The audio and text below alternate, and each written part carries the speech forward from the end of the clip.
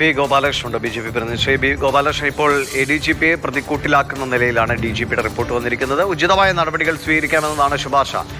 ഉചിതമായ നടപടികൾ ഉണ്ടാകുമെന്ന് പ്രതീക്ഷിക്കുന്നുണ്ടോ? എന്താണ് താങ്കളുടെ പ്രതികരണം?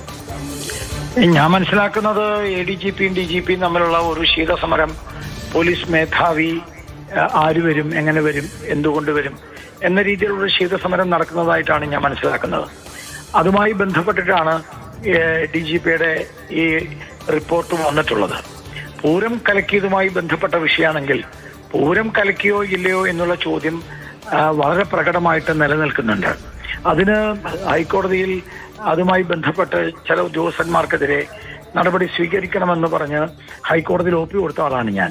അതിന് കൃത്യമായിട്ടുള്ള നടപടി ക്രമങ്ങൾ സ്വീകരിച്ചുകൊണ്ട് ഹൈക്കോടതി പോലീസിനും അതുപോലെ തന്നെ തിരുവമ്പാടി പാറമേക്കാവ് ദേവസ്വങ്ങൾക്കും നിർദ്ദേശം കൊടുക്കുകയും അതുമായി ബന്ധപ്പെട്ട് ആ നിർദ്ദേശങ്ങൾക്കനുസരിച്ച് ഒരു പൂരം, അതായത് കഴിഞ്ഞ പൂരം നടക്കുകയും ചെയ്തു. അപ്പൊ ഇതിപ്പം അവരുടെ ഡിപ്പാർട്ട്മെന്റുമായി ബന്ധപ്പെട്ട വിഷയമാണ്. ഡിപ്പാർട്ട്മെന്റുമായി ബന്ധപ്പെട്ട വിഷയത്തിൽ ശീതസമരമാണ് ഇതിന്റെ അടിസ്ഥാനം. കാരണം ഇതിലിപ്പോ ADGP തൃശൂർ പൂരം കലക്കിയെന്ന് തിരുവമ്പാടി ദേവസ്വമോ പാറമേക്കാവ് ദേവസ്വമോ ഇതുമായി ബന്ധപ്പെട്ട ആരെങ്കിലുമോ പറഞ്ഞിട്ടില്ല. ഇത് പറഞ്ഞതെല്ലാം CPI എന്ന് പറയുന്ന ഒരു രാഷ്ട്രീയ കക്ഷി, അതുപോലെ 1-2 രാഷ്ട്രീയ കക്ഷികളാണ് ADGPയുടെ പേരെടുത്ത് പറഞ്ഞത്. കാരണം എന്താ? ADGP RSSന്റെ ശിബിരത്തിൽ വന്നിരുന്നു, 1 വർഷം മുമ്പ് വന്നിരുന്നു.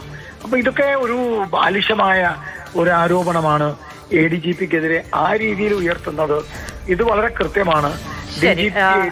ഈ സമയത്ത് ഈ പൂരം അലങ്കോലപ്പെട്ടതുമായി ബന്ധപ്പെട്ട സമയത്ത് പോലീസിന്റെ ഭാഗത്തുനിന്നുണ്ടായ വീഴ്ചകളൊക്കെ എണ്ണി പറയുന്ന വിമർശനങ്ങളൊക്കെ ആ സമയത്തുണ്ടായിരുന്നു. പക്ഷെ ഇപ്പോൾ അദ്ദേഹത്തിനെതിരെ ഉണ്ടാകുന്നത് ആസൂത്രിതമായ ഒരു ഗൂഢാലോചനയാണ് എന്നുള്ളതാണ്. ശീതയുദ്ധത്തിന്റെ ഭാഗമായിട്ടാണെന്നാണ് ഗോപാലകൃഷ്ണൻ ആരോപിക്കുന്നത്.